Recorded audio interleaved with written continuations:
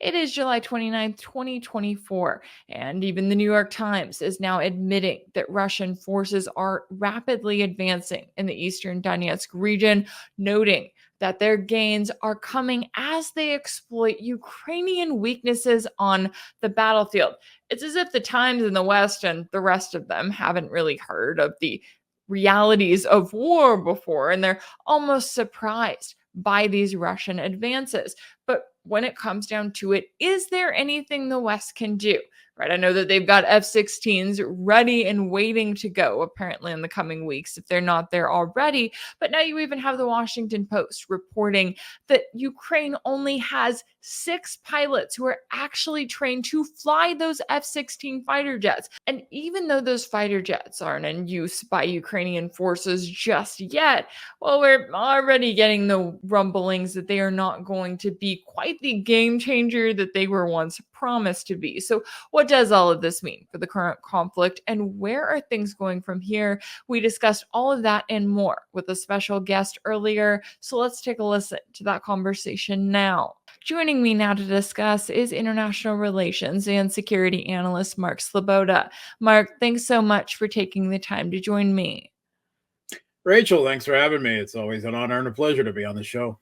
Always good to have you. Now, I want to get your take on the latest here, because I thought it was interesting just how much of at least Western media is actually mentioning this. You've got the New York Times admitting that Russian forces have made rapid gains in the eastern Donetsk region over the past week, capturing villages and closing in on one of the main Ukrainian defensive strongholds in the area. Will you take us through the latest from the battlefield and just how significant are these Russian gains that we're seeing?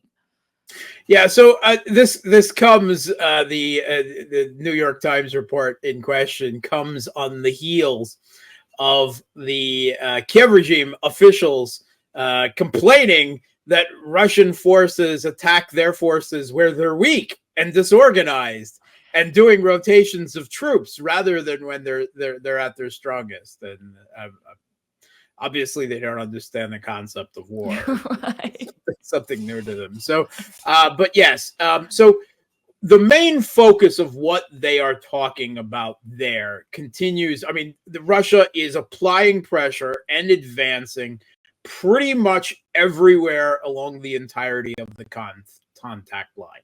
And there are several possibilities where the Kiev regime forces are worried that Russia could be launching new offensives in the coming weeks, like in Zaporozhye to the south, but Russia keeps them guessing. And Russia changes its own plans according to where the Kiev regime, of course, has more or less defenses. So everything is very, very fluid in a type of conflict that, due to satellite and drone reconnaissance on both sides, it's very difficult to achieve surprise. It's not impossible, and Russia in particular has become a master at this new postmodern maskirovka. And one of the things that they do is they apply pressure everywhere, and they only flow forces into a weakened area that they can exploit at the last moment to avoid a premature concentration of forces that can then be responded to with long-range strikes. So it is a fluid strategy behind the lines. But the big area that is perhaps the most dynamic results and the most operationally threatening for the Kiev regime's forces continues to be the Pokrovsk direction. Now, this is in the Donbas region. Now, this is what we used to call at one point west of Avdiivka, right? The Russian forces broke through the Kiev regime's defensive lines there several months ago.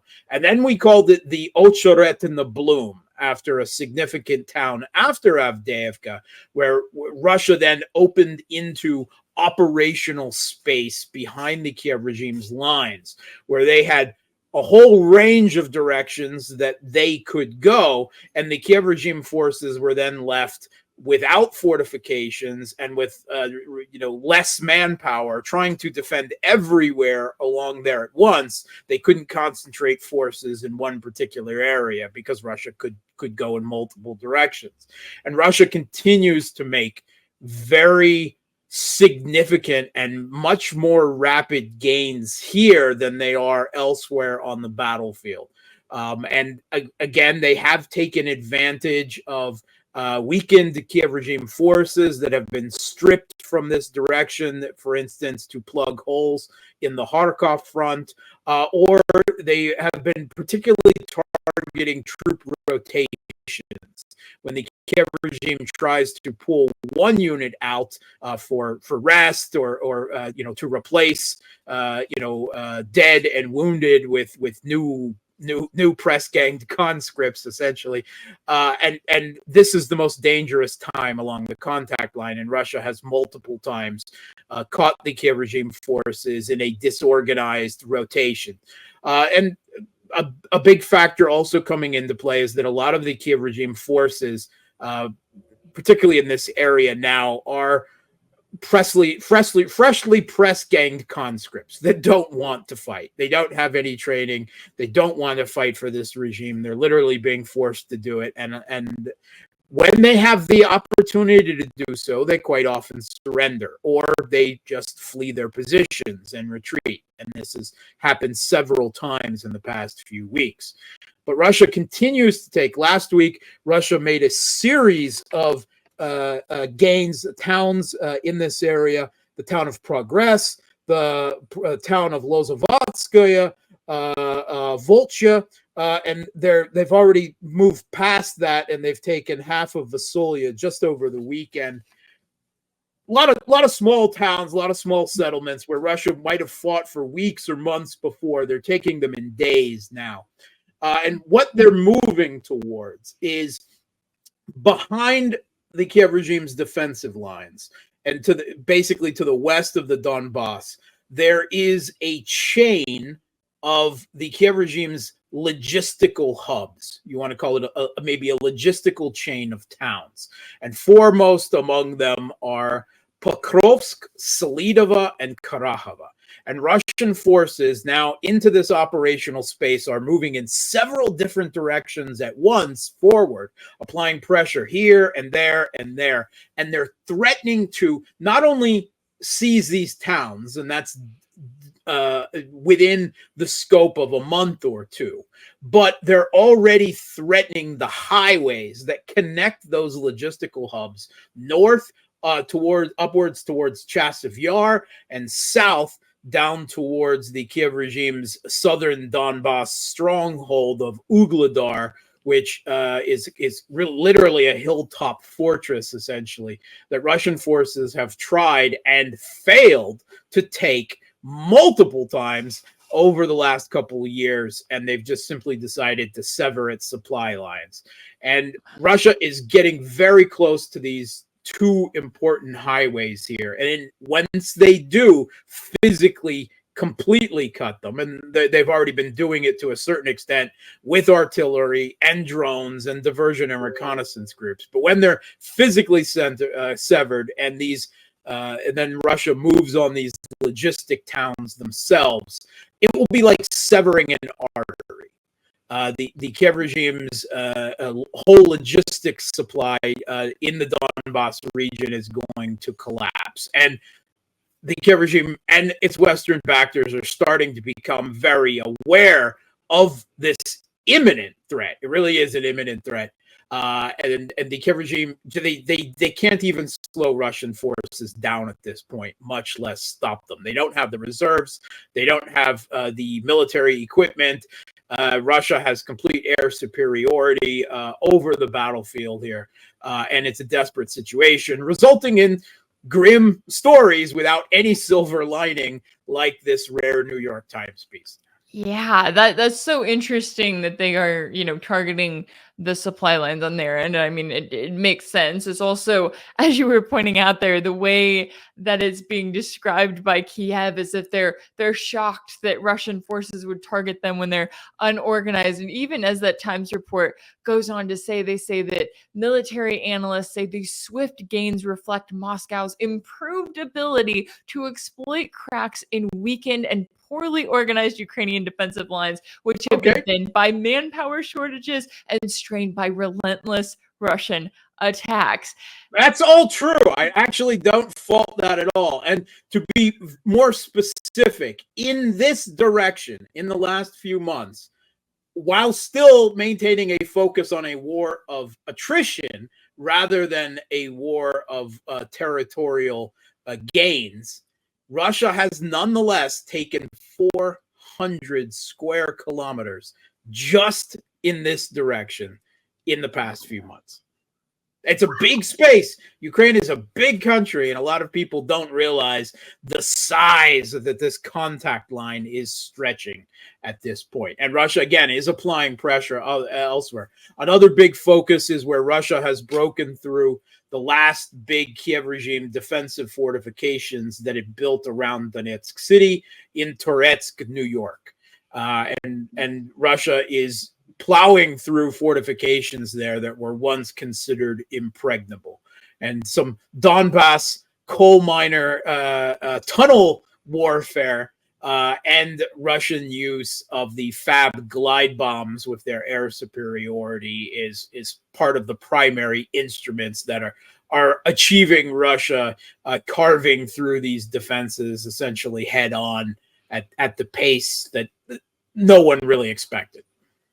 Yeah, no kidding. That is interesting to see how it's all coming together. Okay, so the West is in a position, they know about the manpower shortages, they know about the weapon shortages, they know about the Russian advances.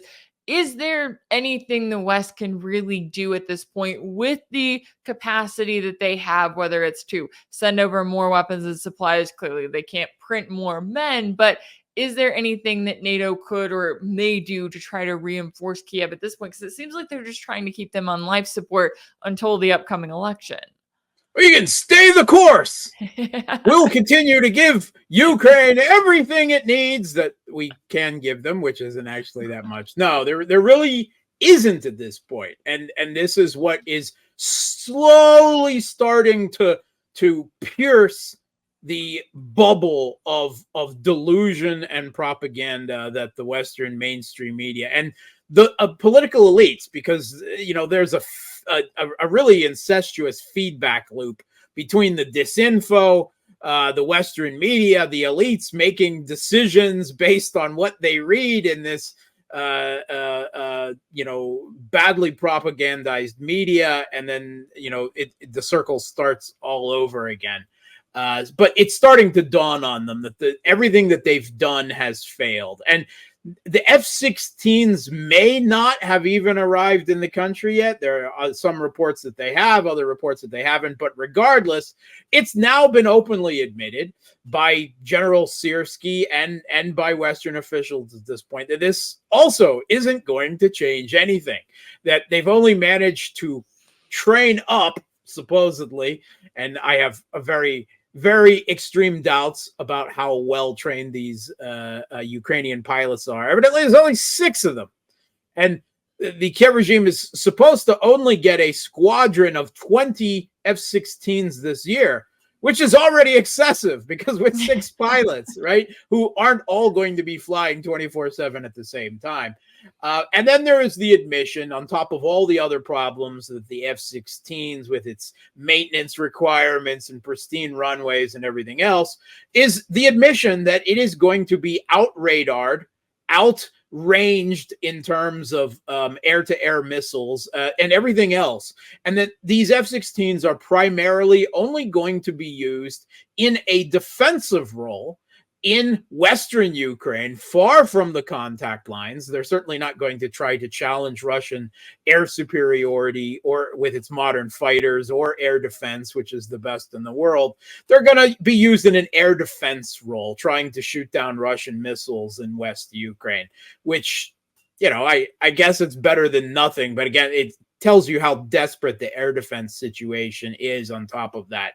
And really, they got these F-16s as part of a political escalation cycle, right? And they've reached this peak. They don't know where to go after this, but there's the realization that they can't even really effectively use them, that the West can't filter F-16s, which are, again, a 1980s aircraft. They're far outmatched by modern Russian fighter aircraft and air defense, but they just can't effectively filter them through the Kiev regime, the air power that is effectively, supposedly, the West's premier asset. And they don't really know where to go from here. There's not an immediate escalation point. Again, there is not now, because there's too much political flux and even crisis domestically in the West. There is the potential at some time in the future that NATO could directly intervene with their own troops. That is still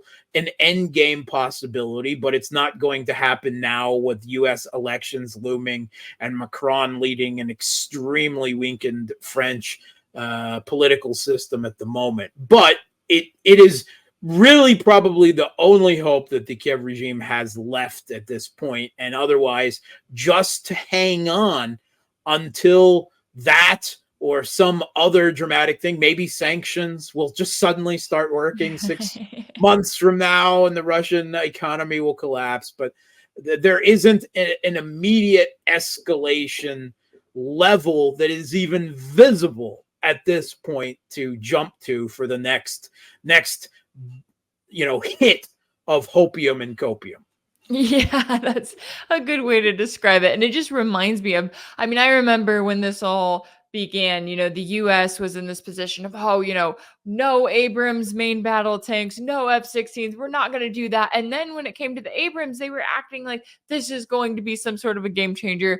We saw that wasn't going to happen. And now the F-16 hopes are dying out before they've even gotten the fighter jets. I mean, they lobbied so hard just to get F-16s, only for us to be in this position of being like, yeah, we're going to need to really slow down on those hopes before they even get the fighter jets. Now, that also reminds me what you were saying there, the fact that, we've got Donald Trump here in the US who's claiming that he's going to come into office, right? He's going to resolve this conflict in 24 hours. Well, Mike Pompeo, his former Secretary of State, came out with an op-ed at the end of last week in which he said that don't count on it, that Trump could actually do the opposite based on the support that he's shown to Ukraine before.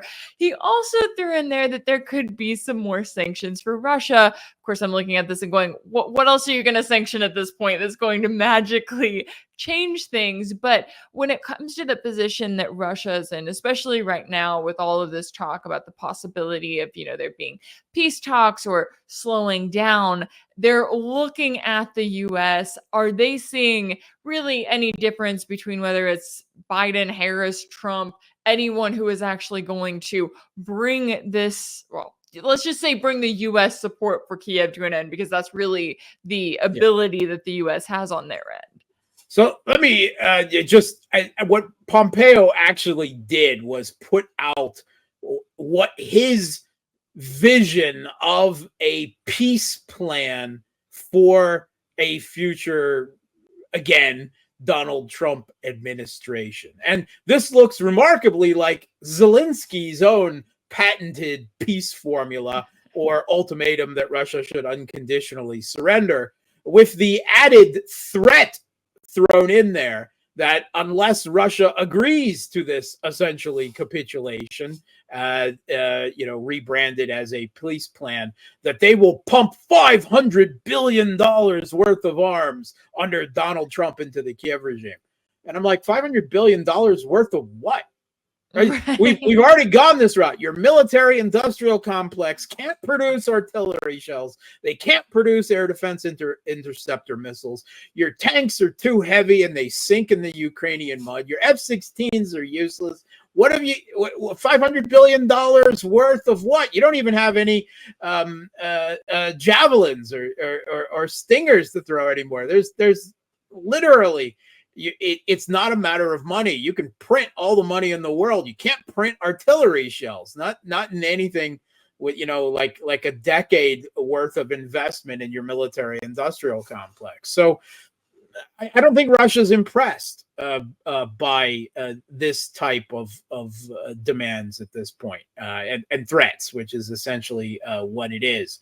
But Russian government has made clear that they do not believe, whatever Donald Trump's domestic rhetoric, based on what he did previously as a president and his rhetoric at the time of improving relations with Russia, and then enacting 40 rounds of sanctions and starting the arming of the Kiev regime. They don't expect any changes. They don't believe that whatever Donald Trump and J.D. Vance may say, that they don't actually make these decisions, that it is the blob, the deep state, State Department and security services bureaucrats, they are the permanent bureaucracy, political administrations come and go. But ultimately, everything has to be filtered through them because they do everything and they have the real power when it comes to foreign security and military policy. Russia is aware of that. They've become painfully aware from that after the last Trump presidency. So they don't believe, whether it's Harris or Trump, that ultimately there is going to be any change. The U.S. hegemon is still the U.S. hegemon. And if Donald Trump inherits it again, they don't hold out any hopes or expectation that things are going to be any different. They're just going to keep on with their slow, methodical, geopolitical and military strategy of grinding through both the Kiev regime proxy and NATO's own arsenal.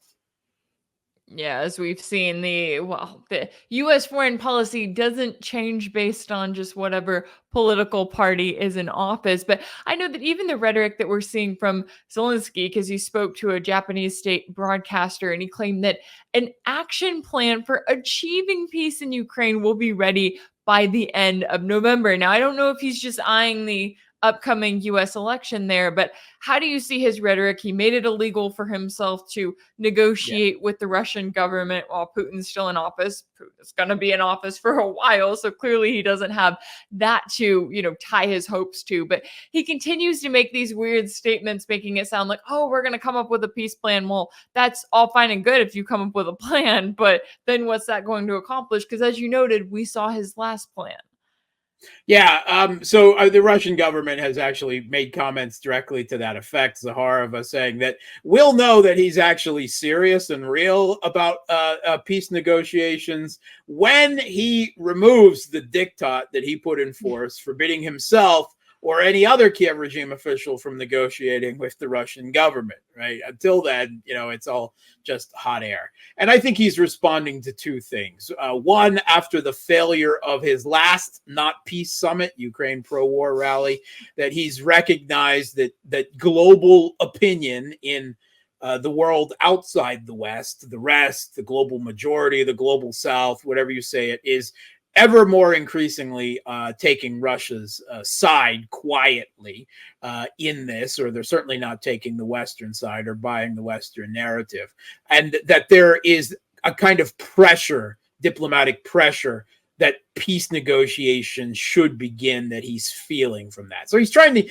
I think, to get out ahead of that right now, and he's going to try to rebrand his patented Zelensky peace formula, i.e. a childish, puerile ultimatum from the losing side in this conflict, that the winning side unconditionally surrender and capitulate, withdraw all their troops from Kiev regime territory, leaning the people there to the tender mercies of Azov and Right Sector and Centuria and Kraken and the other 31 flavors of neo-Nazi that serve in the Kiev regime's military forces. The Russian political and military leaders should face war crimes trials, that Russia should pay war reparation, and Zelensky gets a pretty little pink pony with a ribbon attached. None of which is actually going to happen.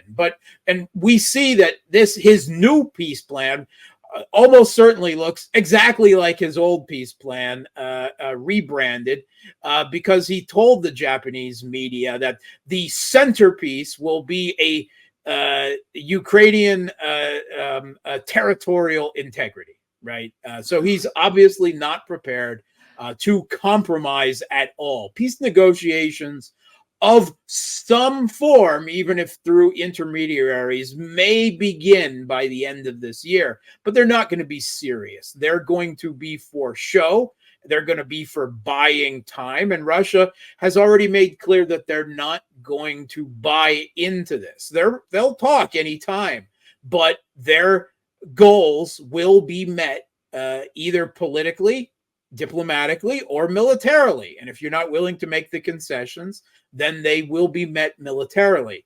And until those demands are met, there will be no ceasefire, right? The Kiev regime is not getting a ceasefire where NATO can rearm it and retrain it, and they can conscript new forces and drag it into the EU and NATO and the Galactic Empire and whatever else. That is not going to happen.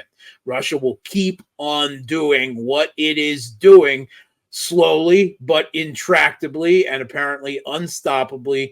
Russia will continue to win this conflict and achieve both their military and political goals. Yeah, and there's not much the West, well, really not anything the West can do at this point, which makes it so much more notable when you have those, especially here in the US, politicians who claim that, oh, they're going to do X, Y, Z. And it's like, okay, really? What are you actually going to do at this point? Because everything else you've done short of going to World War III and obliterating the world as we know it, that has not worked to achieve. Knock on wood. Knock on wood. See, I just think that Zelensky is rewriting his peace plan because he's heard you say that he wants a pretty little pink pony. And he was like, I did not include that the first time around. Now we have to do a new version. So it'll be interesting to see what he comes up with. Certainly a lot at stake here all around. And I appreciate you taking the time to join me today to break down the latest international relations and security analyst, Mark Sleboda. Thanks so much for your time and insight. Thanks for having me. If anything in this video resonated with you, be sure to like it, share it with your friends, leave a comment. And as always, don't forget to subscribe. And if you want to keep up with all of my work, make sure that you're subscribed to my page on Substack. That's rachelblevins.substack.com. If you want to support my work, you can also check out my page on Patreon. That's patreon.com/rachelblevins. That's where you can sign up as a monthly paid subscriber and join the community there. As always, thank y'all so much for all of your support, and I'll see you next time.